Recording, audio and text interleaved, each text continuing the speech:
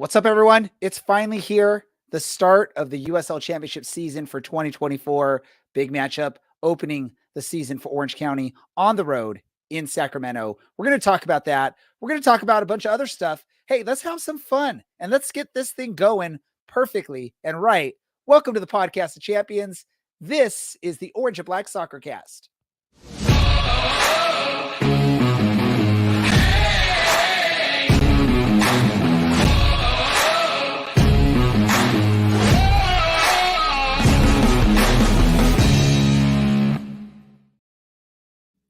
How's it going, Orange County? Welcome to another episode of the Orange and Black Soccer Cast, the first and only podcast dedicated to Orange County Soccer Club, its fans, and supporters. I'm your host, Ray Samora. I'm here to take you through this journey as we discuss all things Orange County Soccer Club.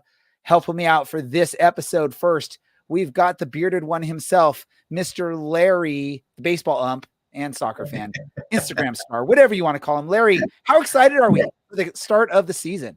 How excited am I? Man, it's hard to answer that question. I mean, I'm not counting things down. 119 hours to kick off, 118 hours, 58 minutes, and 47 seconds to kick off. I could not be any more excited for this season. And we get to go to Sacramento to start the season. Let's just go ahead and lay some smackdown on, the team that everybody's picking to win the West. Sounds like a good time to me. It does sound like a good time. It sounds like fun. I think last time we were in Sacramento, it was a fun time for the Orange County players. It was. So hopefully we repeat that. Also helping us out this episode, the return of Miss Taylor. Hello. I'm so happy to be back. I feel like every time I'm always so happy to be back because it's always so long in between. But this is very exciting. Last podcast ahead of our first game of the season. So super stoked to be here. And this is the best of the Taylors. Forget all other Taylors in the world. This is the best Taylor right here, talking soccer with us on Monday evenings. Or if you listen to the podcast, podcast form. We got one other person helping us out tonight, and we're just going to jump right into it. I'm going to bring him on. He's, I believe this is now the second time he's been on our show, but this is Jared from State of the Republic. He covers Sacramento Public from Phoenix, from Butterfly Land. What's up, Jared? How you doing? Good evening, everybody, and good evening, neighboring Southern California. But yes, second time here. Of course, you can tell I'm kind of hoping things are different from the Hughes Stadium match, but either way, it's going to be a great weekend coming up this Saturday. I'm excited for it. I think we're all excited for it. We've been waiting for this. I talked about it last week. This is approaching quicker than I think many of us really felt. I think all of us felt there was a little bit more time to get prepared. And now here we are, smack dab in it. And if we look at Jared's wearing the Sacramento Republic Hummel kit, hey, we're partners in the brand, at least in the kit manufacturer now, which is cool to know. Exactly. We're familia now. I mean, not just the fact that we're Californian teams, but you got to admit these Hummel kits, I'm sure the orange and black ones are as well, just like a cloud by how comfortable they are. So once again, welcome to the Hummel family. We're excited about it. I know there was a tease earlier today from Orange County Soccer Club. More than likely, we're going to get a kit release here in the next 24 hours is what I'm going to assume. It is media day for the club tomorrow, so I'm sure there's going to be some stuff shown at that. Larry looks like he was going to chime in really quick on that. That little teaser that they did today, I'm not going to lie, completely fired me up.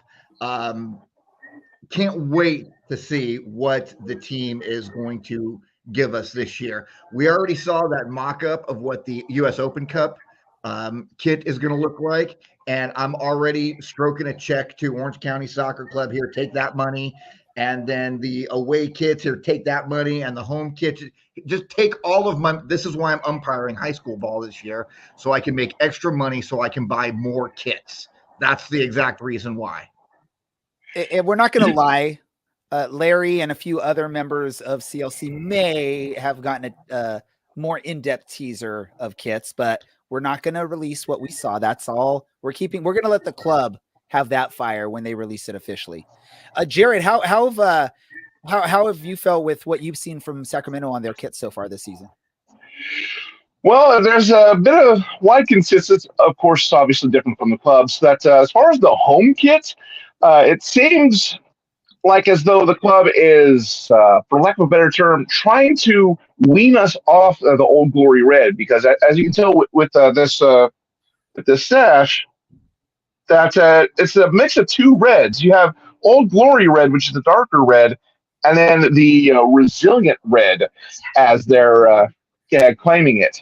Uh, but also, just this past weekend, when we had our preseason against Monterey Bay, it seems the warm-up kits actually got a lot better reaction compared to the home kits, which I know some folks, when they see it on social media, they may see like images of like the Super Mario Brothers blocks, or maybe the blocks from Tetris with how you design the patterns. But I actually like that a lot better. And then this is the away kit for this year, so also doing the two reds things. But as far as the Orange County kits, I did see a mock-up of that U.S. Open Cup jersey. That does look fire. I mean, I'm not going to lie. And I'm sure, folks in Orange County might as well just set up the direct deposit to the club that gets all the club's kits this year. Because unlike Phoenix Rising FC, Orange County's look amazing. And one last thing, and we'll get into talking actual soccer, but your kits are a fun thing to talk about. Crest badges are. Does Sacramento change their badge a little bit? I see, man. And I know there's been some trash talk a little bit here and there, or confusion. I heard someone use the words whitewashed, like they like sort of faded out the like you've been sitting out in the sun all day and the lost its color. What's going on with that? It's also something I've heard with Colorado Springs switchbacks, how they've done something similar or gone minimalist with their crest, but it is something I have noticed as well. Usually on the sides, there's like a little ribbon ends, and also the words Herbs and Domina. But on this year's kit, and I'm probably have to zoom in here, you'll notice there is quite a difference there. So I'm not sure it's either cost saving, like having to, like lop off the ends, make things a little bit cleaner. I'm not a big fan of it, but at least we're not the only club that's experiencing it. It still sucks, of course, but at least Orange County doesn't really have to worry about that. Everything's kept the same in a good way, and really, there's not much to improve as far as some of the designs. Of course, you also got the star above the crest too, so that helps things out. Stars are fun. Stars are fun to have on crest, right? I think everyone can agree with that. Right, Taylor? I'm going to go to you. Stars are awesome. Yeah, I like a star. I like the feeling of winning the star, and I'm hoping maybe we can push for that again this season too. Oh, yeah. I think we're all hoping.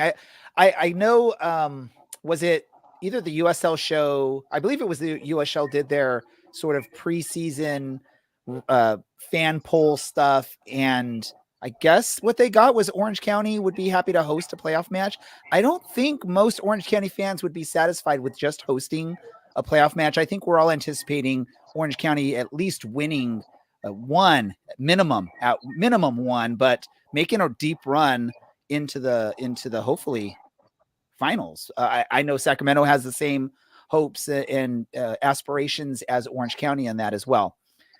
Really quick, before we get any deeper in this, I don't know if he's ready. He looked ready, but now he's, I think, taking care of his little dog. Brad's in the green room. We're going to wait just a moment to bring him on here, but we want to let him speak briefly about kits and stuff like that before we move on to soccer. Let me ask you this, and I'm going to go to all of you. What kit from any team in any league has really caught your eye so far this year? And if you don't have an idea, because this is an out of left field question, but if anyone has any kits they're really loving this year, let me know. I saw Charleston batteries. I kind of like those. I thought those looked pretty sharp. Charleston battery. All right. Yeah. I'm going to step out. I'll step out of USL. Sorry, give a non-USL answer, but San Diego Waves this season are like amazing. Completely not related, but I had to throw it out there. Nice. Jared, did you have something other than your hometown kit? Yeah, I was going to reach across the conference and head over to Pittsburgh. I mean, they've got a great kit design instituting their bridge. And I'm not going to lie, I'm a little jealous by how good they did their bridge kit. Awesome. Well, Brad's having a little bit of technical difficulty, so he's going to work on that. So we'll bring him on later. But let's talk about this upcoming match, the opening match for the 2024 USL Championship season. And what a great first match to have. It's two of the, I guess you could say, better teams over the last, few years in the Western Conference. I mean, Orange County did have a poor season after it was like sort of the championship hangover season. We struggled a little bit, but other than that, Orange County is usually doing something. Sacramento's usually doing pretty good. Let me ask you, Jared, before we get into the Orange County side of things, tell us about Sacramento and how their preseason how the team has looked in the preseason. And are you expecting them to come out firing on all cylinders, or is there still some work to be done up north? Well, much like Orange County, we're looking to bounce back from last year's playoffs, and I'm sure both of us want to hammer Phoenix Rising into the ground after last playoffs. But this past offseason has actually been pretty good. We've kept the core of our players. We've said goodbye to a couple of good names, such as Luther Archimed and Keko Gontan. But we've had some pretty good pickups. Gotten a few from USL League One, such as and I do apologize for having a bit of a brain fog here, but we've gotten quite a few players from USL League One, from other teams like Jonathan Ricketts, Jared Mazzola, a good goalie backup, and I think really the aim is to get back into the playoffs again, get past that Phoenix hump, and bring another cup home. But it's obviously not going to be an easy task. I mean, there are no easy matches anymore. Especially against Orange County. We unfortunately know about that, especially being at that Hughes Stadium match against Orange County. We ended up losing 2-0 till new. Yeah, this is what happens on a Monday. Ended up losing 2-0 to Orange County, but then again, those are always grudge matches. There's never been an easy match against Orange County. So this weekend, the season's going to start off big for both Sacramento Republic FC as well as Orange County SC. So definitely going to be a E-class ticket, as they say. Yeah, I gotta second that. This matchup between OCSC and Sacramento. These are two heavy hitters. These are two of the premier teams, not just in the Western Conference, but in the USL Championship. We all of us sitting here know, everybody who watches USL Championship knows, the Western Conference is stronger than the Eastern Conference. That's why in the predictions, they have 4 teams in the East who are a 100% lock, and there's only one team that's a 100% lock by way of predictions for the playoffs. That just tells you how tough, what a gauntlet it is to run through Sacramento, to run through Orange County, to run through Phoenix, to run through San Antonio. Hey, Colorado picked up that, what's that fella's name with the long hair? Oh, yeah, Damus. He's going to score 15 for them. This is exciting, and it's a lot of fun. And then when you get to start the season off against another banging club like Sacramento, I mean, win, lose, or draw, Saturday night is going to be a great time. It's going to be so much fun to watch this game and to kick off the season against really, really good competition. Teams that I predict right now, I will say it right now on March 4th, these are the 1 and 2 teams in the West. Sacramento. Let me ask you, Larry, which team finishes first between the two then? I mean, come on, Orange County, of course, because we're going to have the tie break because we're going to win Saturday. We're going to win in the next game. It's just what happens, Jared. It's not personal. I love you, man. But it's not. Do you agree, Jared? Jared, do you agree? I've had to put in the prediction for this week's State of the Republic podcast, which is going to be dropping this week. And I'll put it this way. I hope I get proved wrong, but I did put a 2-1 edge for Orange County over us. But once again, my predictions have not always panned out, so who knows? But there's a reason why this match got bumped up to CBS Sports Golazo Network this Saturday. So, yes, Orange County, Sacramento County, Maricopa County, wherever you're watching, if you can get an internet, you got to be watching this game. I think anyone that Yeah, I think anyone that has an opportunity that's not going to be at the stadium is going to be checking this match out. It's actually, like y'all said, premier matchup of the league. Although I don't know how much the league loves Orange County, and we know they love teams like Sacramento and like Phoenix and Vegas now this year with Joey Bats taking over in the desert there, north of Phoenix, I guess, or northwest of Phoenix. Who knows the directions? Yeah. But Orange County got sort of shafted with the national broadcasts when the league released all that information. They didn't get any nationally televised matches. Sacramento at least got some, right? I believe Sacramento is going to be on national television. Yep, we have 4 matches on linear television. We have 2 on CBS Sports Network, 2 on ESPN2. Phoenix Rising here, or as I call them now, LAFC Rising, they're getting at least 5 national broadcasts. Yeah, that sort of stung.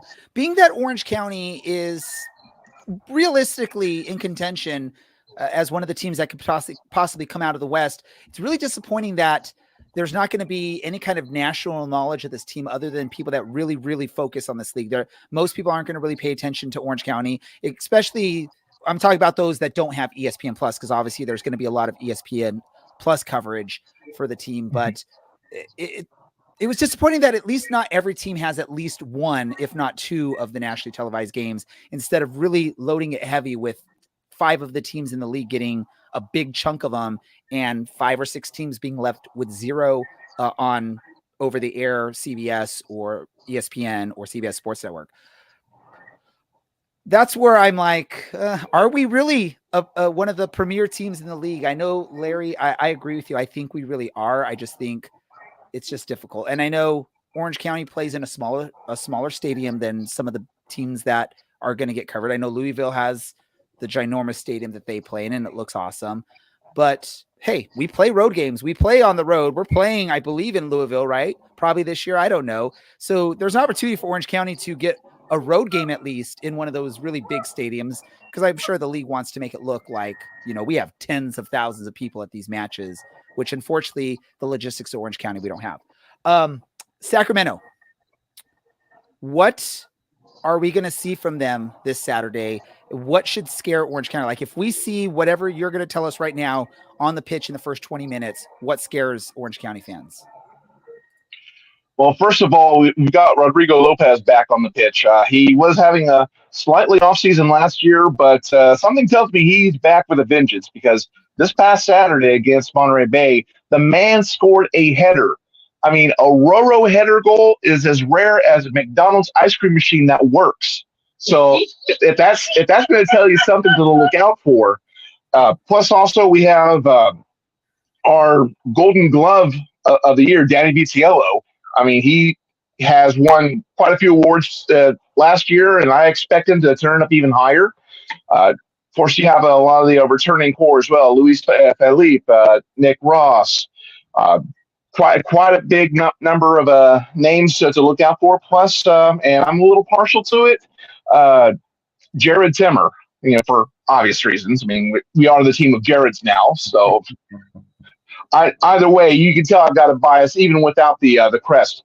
But this is definitely going to be a throwback to the Republic FC team that marched all the way up to the Western Conference Final. But once again, we're taking on Orange County. It's not going to be a cupcake walk. I mean, it's going to be a slugfest between both of the teams. I think it's for this game, I think it's going to be super high energy, but I think the scoring is going to be low. I see it being a 0-0. I mean, we have like our preseason games, I've not seen high scoring. There's definitely a shift up front on who we're going to be sending balls to. I think it's going to be an adjustment for Orange County, but we have a pretty good, solid team at the middle and back, and quite a few returning faces. Just the upfront scares me, and especially seeing the preseason results. But I think if we can get that going into a new rhythm, I think we'll be good, and we will be a contender for one of the top spots. Let me ask this out of you, Jared. Who is who is sort of from the preseason that you've seen? And obviously not many teams share much in the preseason, so a lot of it's just reading stuff or following on social media. Is there anyone that's been a surprise in the preseason for Sacramento that sort of is coming out of nowhere that you've heard of or you've seen or stats have looked like, ooh, this is going to be one to watch this season? Well, I wish I could tell you. I mean, I really do, but kind of oddly enough, Republic FC's been kind of on the radio silence level of things. I mean, we had the Desert Friendlies tournament down the road in Tucson, but those were all closed door matches. So to be honest, I'm really not getting a whole lot of information. Maybe that's a good thing for Republic FC, but for his fans, it's kind of has us paying for this Saturday to find out who's going to be the big name that steps up out of nowhere. So I hate to say it, your guess is as good as mine. It's similar to Orange County. I think everything was been closed door for Orange County except for the one season ticket holder event, or let me say season ticket holder / new owners event, where they got to watch the Orange County SC versus Las Vegas match. I guess that's just the norm in the league, right? I think just it's something where the coaches see they don't want to show their hand too much before the actual games count, which I get. I understand that, but it sort of sucks. Us fans want to sort of know what we're getting into here and sort of see. We want to get a taste of it. We want to just see a little bit of it, and that just doesn't happen much in this league. Larry, were you gonna chime in with something? No. When you talked about owners, I was just pointing at myself. Orange County Soccer Club owner right here. It's me. Yeah. Jared, did you jump in on that bandwagon and buy a piece of Orange County Soccer Club, even though you're a fan of another team? No, I'm going to try to hope we get that distinction on Saturday. but I see what you did, Jared. I see what you did. All right. But I do love the fact that Orange County is getting on like a few of the other clubs and opening ownership to the fans. I mean, that is definitely amazing, and that's another reason why I prefer USL over MLS. So I know it's just personal opinion, but it's just awesome to see the fans buying a stake in Orange County as well as any other club that offers it. So that's definitely great. And Jared, in regards to favoring USL over MLS, I have never watched a game of MLS. I mean, I think maybe twice in my life I've watched an MLS game, and that was by accident because my TV remote was broken, stuck on Fox or something like that. I don't know. So yeah, I will watch USL Championship all day, every day. I will not watch MLS, and I'll watch Premier League. And this matchup Saturday, let's talk about Premier League. Sunday you've got Man City and you've got Liverpool. Saturday night you've got SAC and you got OCSC. Apples and apples right there, kids. All right. I love the enthusiasm with that, Larry. Hey, I think Brad has this internet issue fixed. We're going to try and bring him on and see if we can actually introduce him into this conversation, and in case he has a question or two for Jared, because everyone knows Brad was a Reno supporter and fan, and apparently Reno and Sacramento didn't really like each other much for some odd reason there. Who knows why? But out of all of us, Brad has always been at least the more knowledgeable person when it comes to Sacramento, just because of his involvement with that rivalry there. Brad, welcome. How you doing, man? Are we excited? Oh, man, I am a little bit tilted from my computer issues. I think I have one of the two issues solved. The other one's going to be another day, another problem. As for the game itself this weekend, I'm really looking forward to having the USL back. Love that the opening matchup is against Sacramento, and have had some wonderful memories down there at Papa Murphy's Heart Health Park, and I hope the guys traveling up from Orange County this week can have the same memories that I have, although hopefully not in the same dramatic style that Reno has had, both in favor of Reno and in favor of Sacramento over the years of our rivalry. Let me ask this of you, Brad, because we sort of went through this. What do you think with this match between the two? What do you think the outcome's gonna be? We've been dropping. We didn't do an official prediction on this. We just sort of been throwing scores. So this is an official prediction status. This is just like, what do you think this match is going to be like? I believe Taylor said a 0-0 result, a low scoring result. Larry, I don't know if you gave a score, Larry, or not. I know Jared gave a score of like 2-1 or something like that. I don't know what was going on with that. I think he meant Orange County 2, Sacramento 1. Brad, Yeah. What are your thoughts? So my thoughts on this matchup is Sacramento is a team that's still returning a lot of very frustrating players to play against. Mr. Jacker is the defensive player that comes to mind to me. And I believe they are also returning a couple of attacking players. Correct me if I'm wrong. Cicerone and Pirano are with Sacramento. Cicerone returning, Pirano signing, I believe, from San Antonio this last offseason. So Sacramento is a very well balanced offensive and defensive team. The question mark for me comes with the goalkeeping. Is Danny Vitello still up for the task? I know he had some good games and some not so great games last season. Hopefully for Orange County, he has a blunder early on, and Orange County can pick back up where they left off last year. I think for me, this game's a 1-1 draw, however. So you're more on the Taylor side of things, think it's going to be an even fought, low scoring type match. It'll be interesting. I'm excited about this. I really am. What else can we talk about this match before we talk more? And thank you for those that are, listening or watching live and sharing your thoughts on the chats. We will help share some of the information. I see Jared even brought some listeners, or at least a listener, on to listen with us here from your podcast, Jared. So that's awesome to see. We like the camaraderie with all this. Larry, what was your thought, comment, question? In regards to a score prediction of this game, it's very simple. We've got a guy coming on the show here in just a little bit, and part of his name is Shut Out, Shutler. So I'm saying 1-0 Orange County, and Colin Shutler gets his first clean sheet of the year. Matter of fact, our backline defense is so good. I'm going to make a prediction right now that Sacramento is only going to have one shot on goal in the entire 90 minutes. That's how good this game is going to be. And we're going to have one shot on goal, and it's going to go in the back of the net, and Ethan Zubak is going to score it. These are my predictions. Don't bet money on that. Those are your official predictions, Larry? Well, nothing's ever official. I mean, it's not like this is videotaped or anything. Oh, fun, man. Larry's calling. Hey, let me ask this. Does anyone know, has there ever been a clean year for a goalkeeper, where they don't give up any goals all season long? Has that ever happened in the history of soccer? Unless you're 10. Yeah, unless you're 10, there's no way. I mean, unless the guy gets a shutout on opening night of the season and then breaks his leg and doesn't play the rest of the season. So there you go. There's his clean sheet for the year. There we go. Jared, I just want to give you a last chance for any last things you have to say, any last questions before we let you go and enjoy the rest of your evening out there somewhere in the Butterfly City.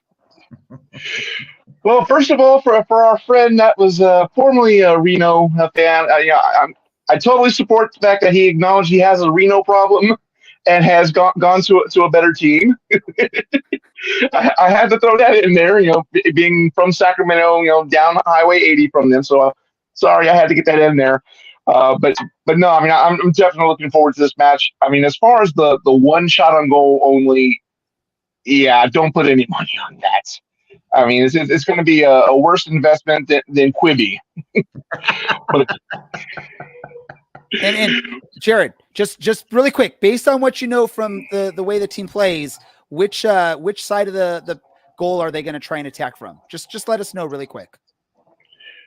I mean, with the balanced attack that they have, I mean, there's really no pitting one side over the other as far as where they're going to favor the attack from. So, I mean, yeah, it's really a pick 'em. I mean, I can't lie. There's not a bad side for them to attack from.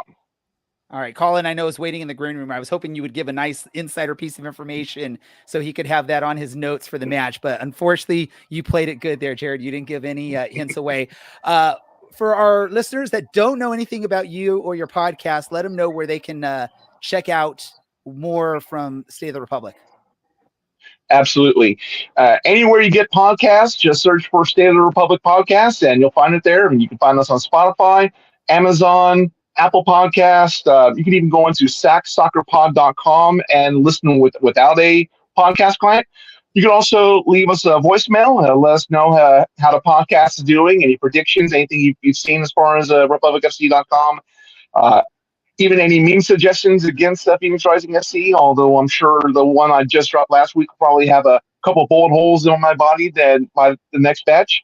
But yeah, definitely visit us, sacsoccerpod.com. And let's look forward to a great match on Saturday. Awesome, Jared. Thank you so much, as always, for jumping on the show. I hope we get to talk to you again later on the season when the reverse fixture takes place. And hopefully it's Orange County that is top of the table and Sacramento's struggling for playoff positioning. Ooh. Yeah, about that. but nonetheless, thank you very much for having me on. All right, perfect. So we're going to go Jared. from Jared. We're going to go right to our next guest because he is waiting in the green room and we don't want to waste his time. The next guest is your goalkeeper for Orange County Soccer Club, Colin Shutler. Colin, I did my best to try and get you just a little bit of information from the expert that covers Sacramento, but unfortunately they have a good poker face apparently. Yeah. I'm not surprised he didn't give anything up, and I don't think many teams will going into the first week. That's why a lot of front offices are keeping quiet. And I mean, we've done a bunch of the same, and I know that we're not allowed to give out much information. So, but it was a good try from you. I love that. And I saw you waiting there in the green room and I saw you were paying attention. I'm like, I'm just going to try. Who knows? Maybe we'll get at least a little hint of information for you. What is your thoughts of that? Because obviously we talked about that with Jared. It's very closed. It's closed door for most of the preseason. Teams don't leak information. They don't even let us fans really get a view. We got to see Orange County play the one match officially. I know fans at Championship Soccer Stadium can sort of hang around the fences and try and see stuff. Do you, as a goalkeeper, what are your thoughts on that? Because how does it impact you not really having a scouting report of the other team at this point of the season? I go either way.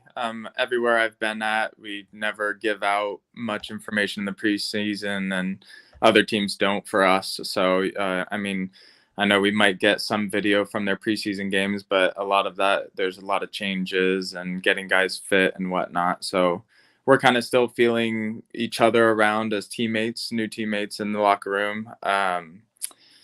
But going into a game like this, I don't mind it. I like just focusing on us. And I know that with the locker room that we have, if we do focus on us and make sure that we go into the game strong, that we can beat anyone in this league. So I would always back us in that way. One of the nicknames that the fans have thrown upon you is the name known as Shutout Shutler. You had quite a few of those last season. We were just joking with Jared and talking with ourselves, like, has a goalkeeper ever had a shutout like for the entire season? Obviously that would be very difficult. What do you think? Are you ready to put some more shutouts on your resume this season? And how important is a strong defense in front of you to achieve multiple shutouts in the season? I am definitely ready for a lot more shutouts this year. I've never heard of a goalkeeper going a whole season without it. I do remember in college, I had the same nickname, and I was actually telling our media people about that. But I think I went the first 11 games without a goal on me, and it was the longest ever. And ironically, the very first goal that we gave up was an own goal. Yeah, interesting situation. So even 2 games after that, they were like the only people that have scored on them is themselves. So that was an interesting story. But the guys that are in front of me in this locker room, I owe everything to. I mean, they were the ones that picked me up last season and just carried me along the way. I know a lot of the credit goes to me just being the rock behind them, but they do all the work, and I just talk to them and love watching them play in front of me. So. Well, that sounds fantastic, but I will bring up that there's a little flickering rumor going around that you might have a jersey number switch, and it may be a number 1. So we were just curious whether there's any truth to that. I cannot confirm or deny until it fully comes out, but there might be a switch. Number 1 was my number in college. It's not my usual number that I would ask for, but it's definitely that starting keeper number that I would definitely love to be wearing. So we'll see which number I'm wearing on Saturday, I guess. Excellent. And then my other question for you is, how is it training with the new keeper that we have on the roster?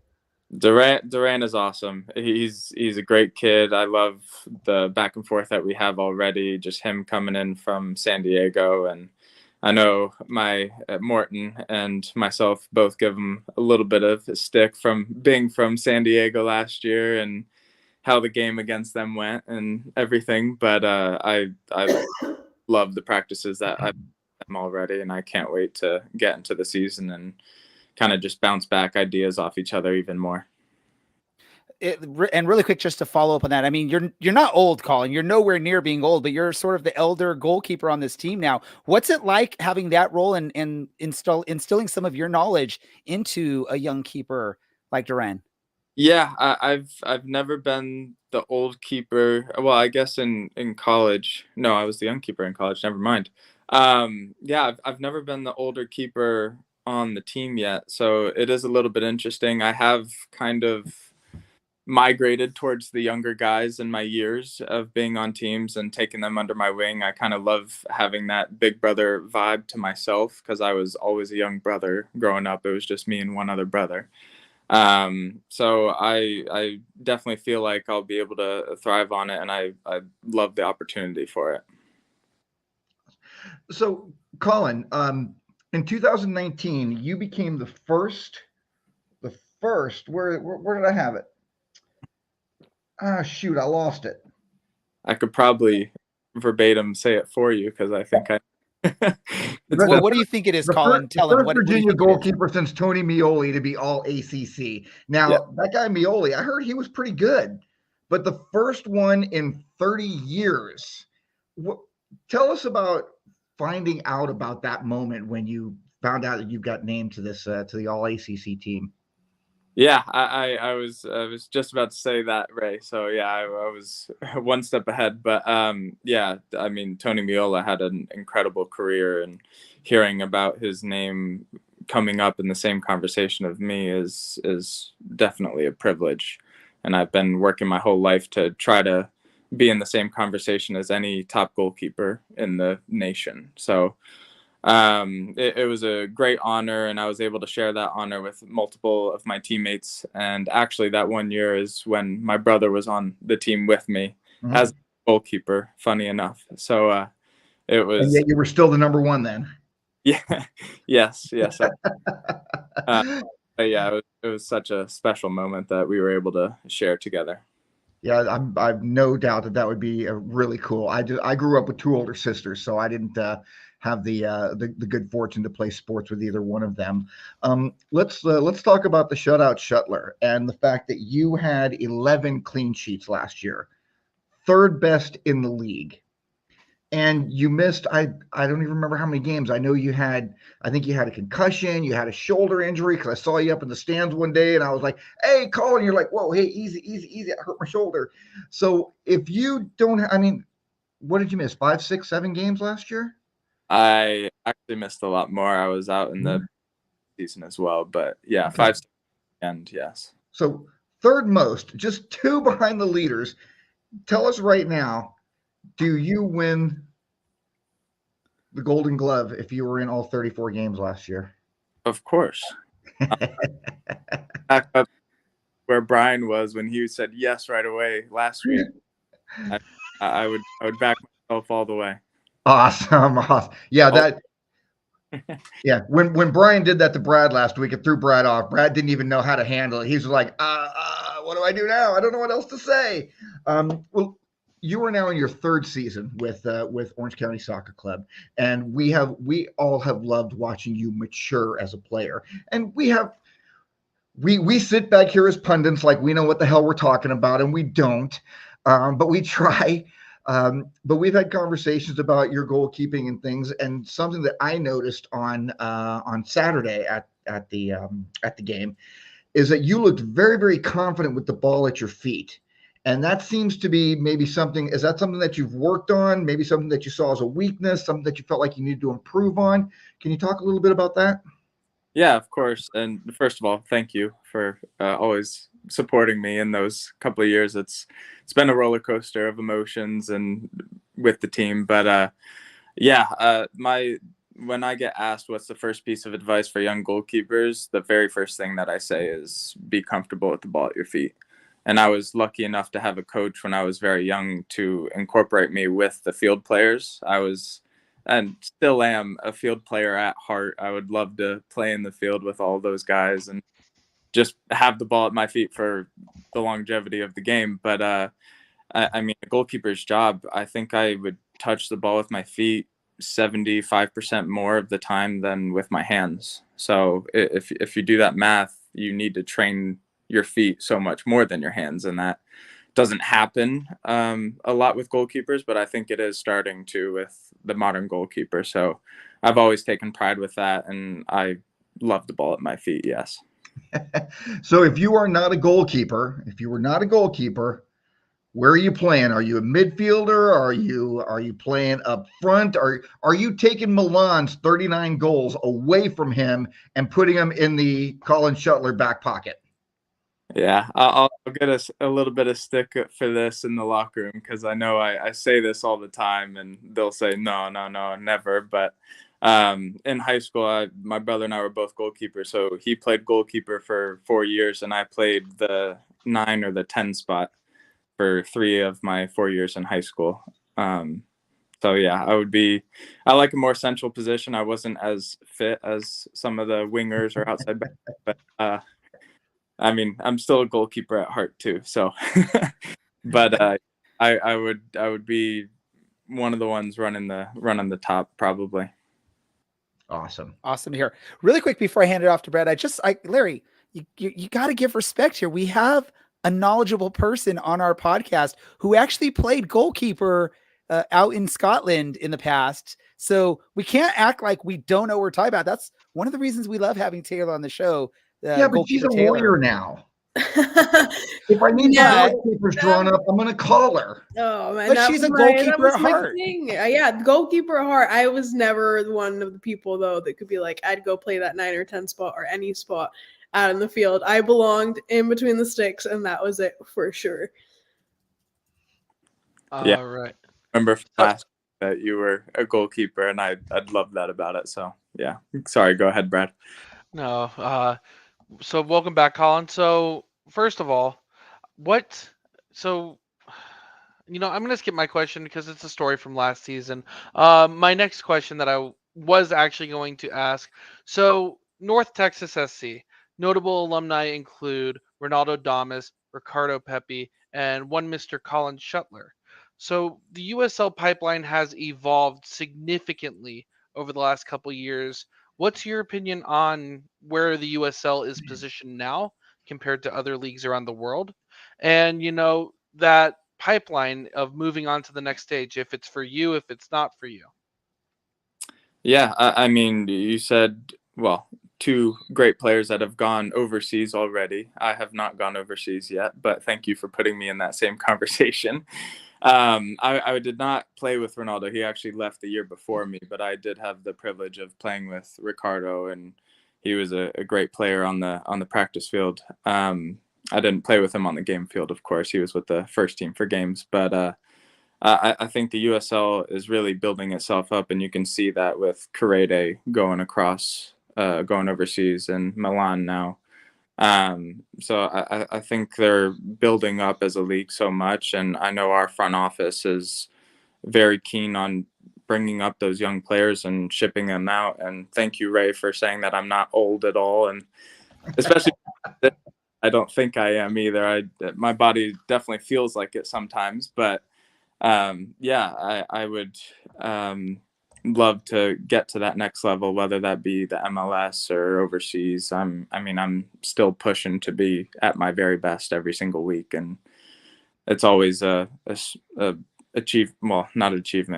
goal of mine to get to that next level again. All right, so I got one more question for you. So when it comes to being a good goalie, there's 3 things that I think make the goalie great. 1, the defense, 2, the knowledge, and 3, just a little bit of luck. For you, obviously, you've made some incredible saves, but you also have a good defensive 4 in front of you. How do you kind of, as the goalie, organized with the defense? Is it more a them thing or is it more a you thing? It's a collaborative effort. I mean, I know whoever's in front of me, Marcus Dillon, the wide backs, any other center backs, Foxy, they talk so much to each other, and they talk to the midfield in front of them. It's not even just the back line. I mean, it's a full team effort, and I know even Milan with scoring all of his goals, he did a lot of defensive work as well that helped our back line and my job make it so much easier. And I know I yell at them and get in, not arguments, but little arguments with them about what we think is right and whatnot. But we're always learning from each other and never, I mean, the beauty of soccer, not all situations are going to be the same. Everything is going to be different. So we're always learning, but we're the ones out there on the field. So we got to learn it together. Colin, I have a fan question. They want to know which stadium is the worst to play at because of the other team's supporter section. Oh, supporters. Well, I haven't been injured. I haven't traveled too many places. Unfortunately, I had to miss Sacramento last year, as you guys know. But we missed you in that game, but it worked out okay. Yeah, Juan did really well. And actually, going back on your 0 goals against, I think Juan beat everybody. He had 0 goals against in 2 games. So that is correct. he accomplished that. On supporters, oof, I don't know. I don't know if I want to pinpoint one supporters group because they might be listening. I know New Mexico gets a lot of fans, and I always have a lot of fun with the Colorado Switchbacks fans that are behind my goal. And I know San Diego was always a fun one to go to. Unfortunately, they won't be with us anymore, but yeah, those are 3 fan bases that are usually loud or coming at me for the most part. So, but I love that. And I always say, like, there's some games, I mean, I love being at home, but away games, like when we score a goal and the stadium goes silent, it's one of my favorite feelings in the world. I just love silencing crowds. How about that? That's always the best way to do it, right? Silence the heckling crowds right there. Let me ask you this really quick, sort of on that same subject. I bring some, my sons and their friends to matches, and we sit in the cheap seats there with the supporters from time to time. And they like to go and heckle the opposing goalie when they're on that side of the pitch. Do you have any tips for the young players that want to heckle goalies? Like, what's the thing that gets under the goalies the most, or gets under your skin the most when you hear it from the little kids out there heckling? I don't know. I think just the continuousness of it. I mean, I've grown used to it just from college. I don't know if any of you guys know Eastern Conference, but like we played Maryland and their fans are brutal. And I loved it. They would go through all of my social medias, figure out all the names that I'm close to, figure out my parents' names even. And I love it. They say some funny stuff and I smile and laugh and give them thumbs up, like have fun with them. And that's part of the beauty of the game for me as well. But I know other keepers hate it. They're trying to focus and that gets them out of their focus. So, I mean, just the continuous of saying their name or something like that, maybe. And by all means, I don't try and teach them to be dirty. I try and teach them to be clean about it. Just like you said, keep saying the name, or, if they have a name that just sounds like something famous or popular, just talk about that. I think there was I forget what team he played on, last name Morton, I believe, last season. And the kids just kept asking about, do you have salt, or do you like salt, or where's your salt all that time? Morton salt, if people don't get that reference there. Yeah, that was just my quick question there. I just want to find out. Oh, and then another thing I saw in the chats from the fans is, have you heard, or do you know your chant that the CLC has for you? Of course I do. So you know it. You will not catch me singing it, but yes, of course I do. Well, it's good. That's good to know that you guys get to hear it. Singing your own name at the end of that chant. Come on, Colin. Oh yes, I I've sang it with them, but yeah, I've sang it with them at the field and everything. But yes, I hear it every time. It's always an honor hearing it. I love hearing some of the other guys' names as well when they have a good play during the game. So yes. Do you have a favorite chant that you've heard? Mine? Are you kidding? Well, outside of yours. I love that answer. Ooh, it's been a while. I do like Seth's. I remember that one a lot.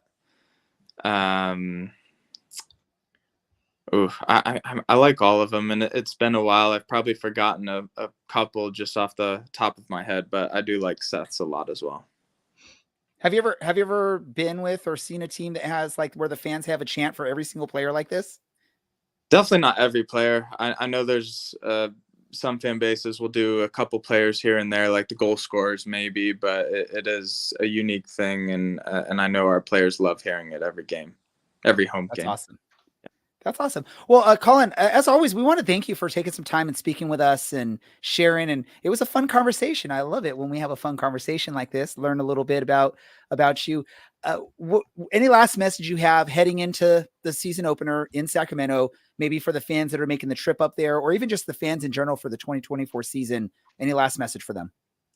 I'm just excited for this season. I know we ended with a great run last season, and we've kept a lot of our players, and we are all ready to continue building on that. And I know the fans are very excited for that as well. And we're excited to see you guys out there at championship, and the ones making it up to Sacramento. Just be as loud as you can, because we know how this game is going to go, how it went last year, how loud their fans were. So we're going to try to silence them. And when we do, we want you guys to be loud. Awesome. And one last quick question. I don't want to get you in trouble, so I'm not asking you to give any details, but have you seen any of the new kits? And if so, are the fans going to be excited about them? That's the only thing I want to ask you. I have not seen them in person. I've seen a little bit of sneak peeks, only of mine though. I always specifically for mine. So I actually don't know about the actual kits, so I can't get anything on that, but I'm excited to see mine in person. I'm excited to see what they did for the field players as well. Awesome. We're looking forward to that as well. Colin, as always, thank you so much for hanging out with us, for sharing and being so open with your answers. We appreciate that. Best of luck to you this season, to the team this season. Let's rack up those shutouts starting this weekend in Sacramento. I agree. Yes, sir. And thank you for having me on. Thank you for the great conversation. And I am looking forward to see you in Sacramento. And if not, in 2 weeks at Championship Soccer Stadium. Awesome. Ladies and gentlemen, boys and girls, Colin Shutler, your goalkeeper for Orange County Soccer Club. Thank you so much for joining us. As always, it's awesome to have the players, the team jumping on here. So thank you, Colin. Thank you so much. All right, there we go. What an this is, I know we caught flack last week of how horrible we were doing when we were interviewing Brian. We were in preseason form, but I think we've slowly ramped it up. I think we're in season form now. I think that was a really great conversation with Colin. Hopefully the listeners did as well. Hopefully, I think Larry's like rolling his eyes. Maybe it wasn't a great conversation. Maybe no, it was absolutely phenomenal. And I just put it in our little chat area. Great guest, come back again. That's personally, that might be one of the best interviews we've had with a player since I've been a part of the podcast. Colin's fantastic. We can have him on every week in place of Dylan. Well, can I just say this right now, right? First week we have Seth, goes pretty well. Last week we have Dylan on the show. It's a cluster mess. This week, no Dylan, it goes amazing. So, but who's back? I just want to point out that I'm back, and it went really well. So maybe it's me. Additionally, I wasn't there last week. The knowledgeable expert was here, and apparently Larry forgot that you were a knowledgeable expert, Taylor. I forget nothing.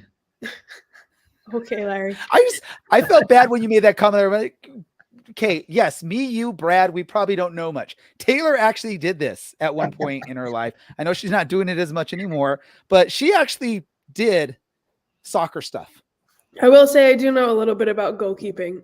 I will give myself that just a little credit. Just a little. Awesome. Well, look at this. We had Jared on. We talked about that. We had Colin. We talked to him.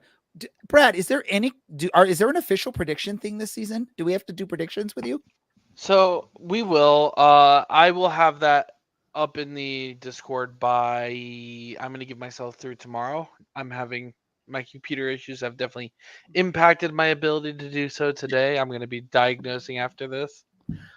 But we're going to have predictions. I'm going to be removing the non-popular first goal scorer prediction part and adding a point to the Orange County score instead. So it'll be 3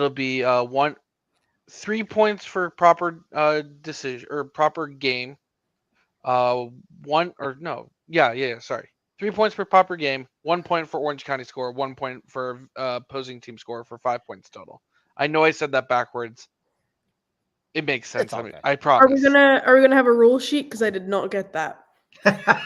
It'll be in the directions. We got to create Brad, I want you to create a wiki page for the instructions and the rules for our prediction match. So that way people like Taylor will know exactly what's going on. By the way, I think you all gave score predictions. I didn't do one for the match. So I'm going to do one really quick. I'm going to say 2-0 Orange County is going to win on the road in Sacramento. Shutout Shutler getting his first shutout of the 2024 season en route to a shutout season for Colin Shutler this year.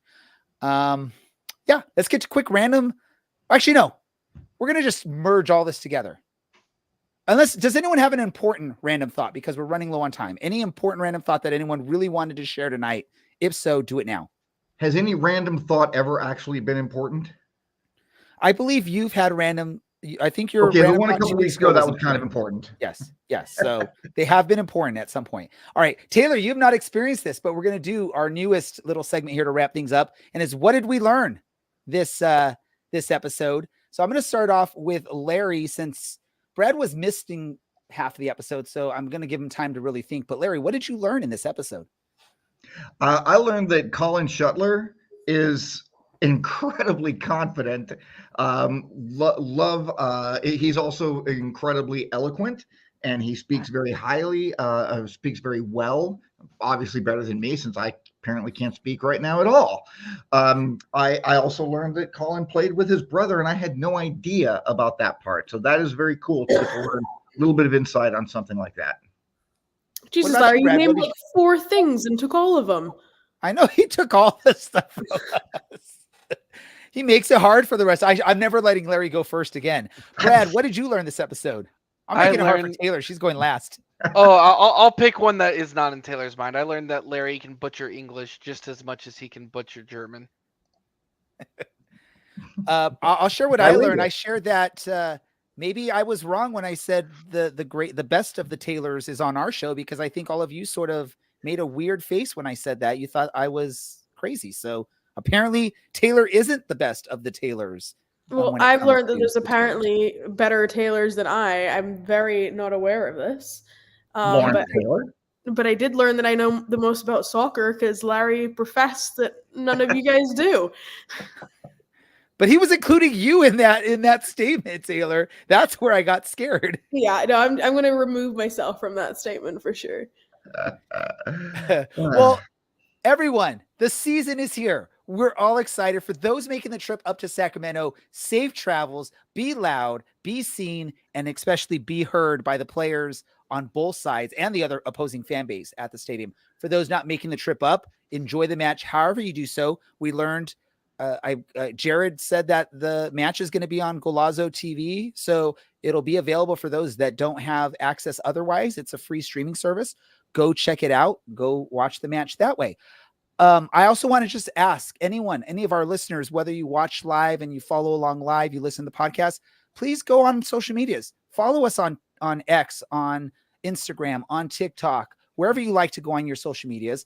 Share our posts, share our videos, like our stuff. And also, please, if you listen to us on something like Apple Podcasts or something, leave us a review and let others know what you think of us. Or Spotify is sort of our official podcast spot. So go on there and leave a review, leave a rating, share it with people. We appreciate you. And that's why we like to do this, is we like to have fun with each other, talking soccer and sharing our knowledge with everyone else. For everyone involved in this episode, including Larry, Taylor, Brad, producer Andy, our guests, Jared from State of the Republic, and Colin Shutler from Orange County Soccer Club. Thank you for listening or watching. This is the Orange and Black Soccer Cast. Well, hold on. Sorry, producer. I did not create a new video, so it's going to be an old video for the outro, but we're out.